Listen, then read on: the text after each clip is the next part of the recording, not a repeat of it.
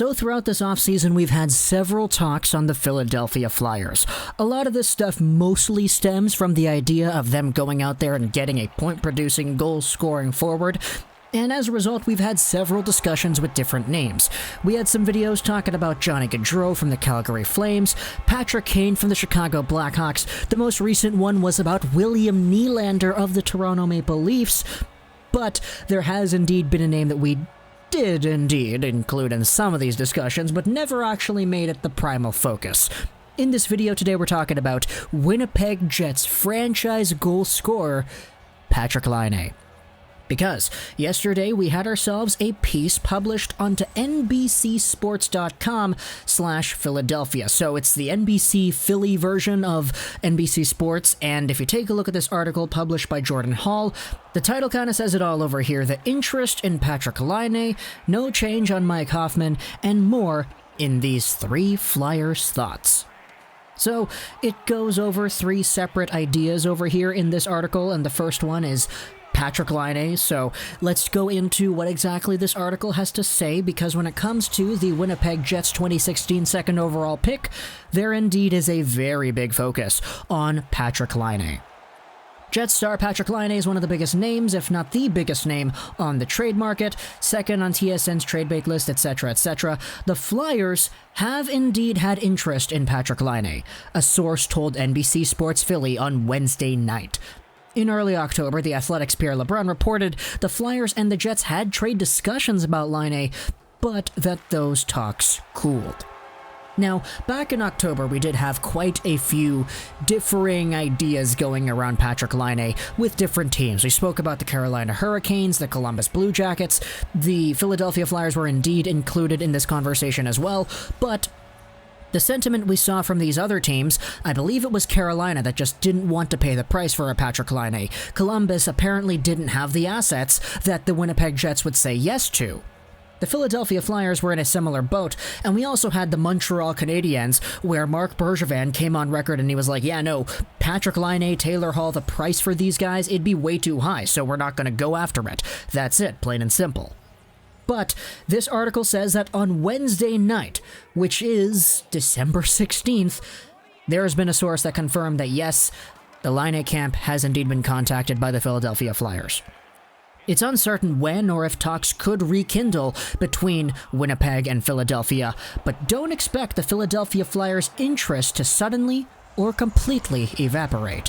The interest could pick up back during the 2020-2021 campaign, when there's a greater feel for the season in general, team needs and the value of trade chips, as well as a possibility of a greater pressure to add.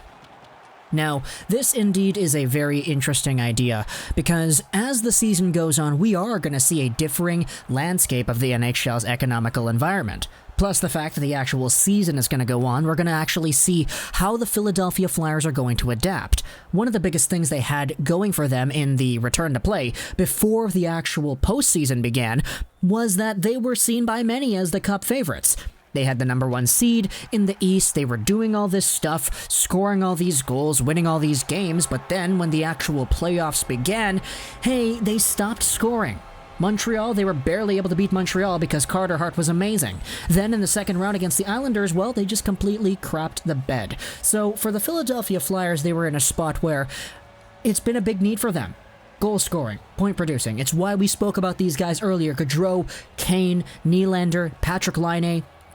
These are guys that can help make a difference when it comes to the offensive production on the score sheet. And if it's a Patrik Laine you want, playing this guy alongside of a Sean Couturier or whatever, oh my goodness, play Patrik Laine somewhere in the top line. You need to do that, because the big problem that Patrik Laine had with the Winnipeg Jets in general was that he was a first-line caliber franchise goal-scoring talent being played on the second line, and he didn't like that. It's why his camp came out here and said a trade may be mutually beneficial. It's why Finnish media came out here saying whether or not it's a trade or a free agency or whatever, Patrik Laine will leave the Winnipeg Jets sooner rather than later.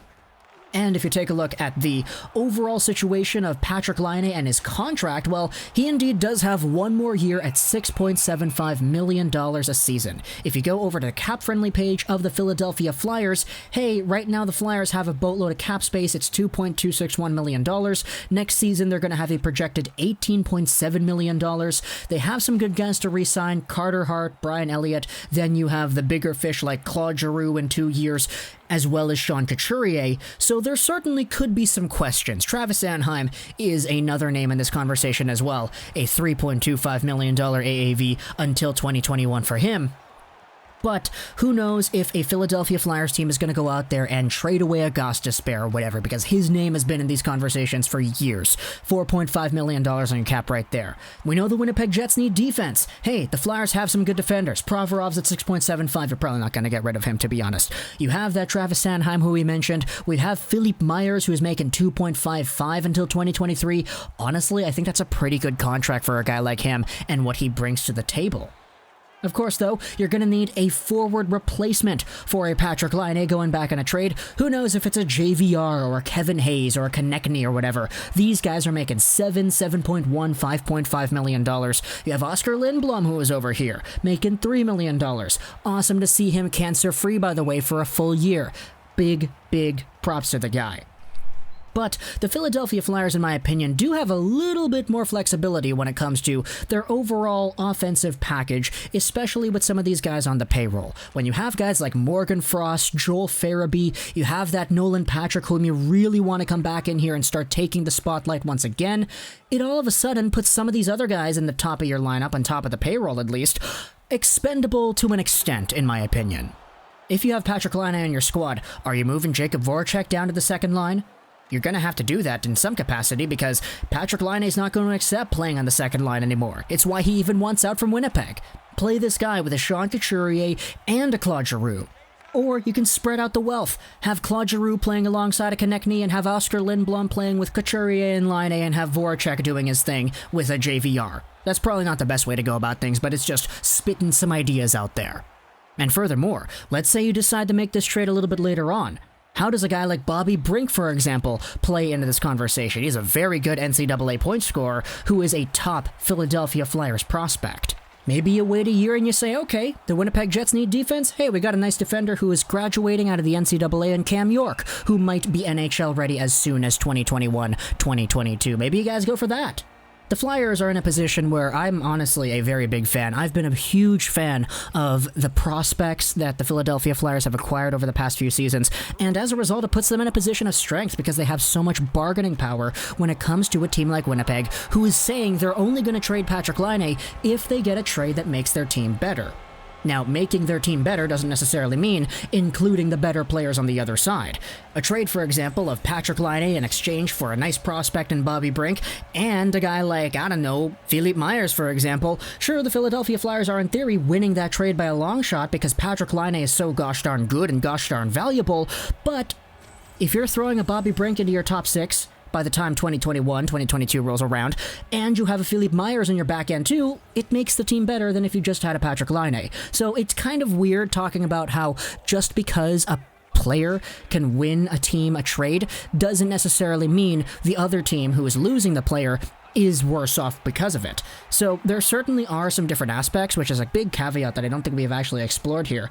There certainly is, in my opinion at least, a very valuable discussion to have about it, because the Flyers were one of those teams that were going hard after Patrik Laine like 2 months ago, and now we have an article saying that, yeah, they're still interested. So, if it comes to that, Patrik Laine over to Philadelphia, talk to me in the comments what you would think a suitable return would be. Because if you're a Philly fan, you might say, okay, well, I wouldn't touch this guy, wouldn't touch that guy, would prefer not to give up Cam York, I love this guy. But, you know, who knows if we even really need a line after all, because Voracek's over there too. I will say, though, the only reason why you guys are even having these discussions is because he didn't score any goals in the playoffs. So, Patrick Kane, Johnny Gaudreau, Patrik Laine, Nylander, who knows who is going to be next in line in these conversations. But if it's Winnipeg, what exactly are you giving up over here? And furthermore, if you're a Jets fan, what do you want back from the Flyers? We've already spoken about this, but you don't necessarily need to win the trade in order to make your team better, because Patrik Laine is a young, youthful star who has got so much potential and so much value. It's just you guys are not playing him on the first line. Whether or not that's a fact that you want to accept or want to condemn Paul Maurice for or whatever is irrelevant. It's just kind of how it is. So tell me in the comments all your thoughts about this. I hope you enjoyed this video. 99 and bye.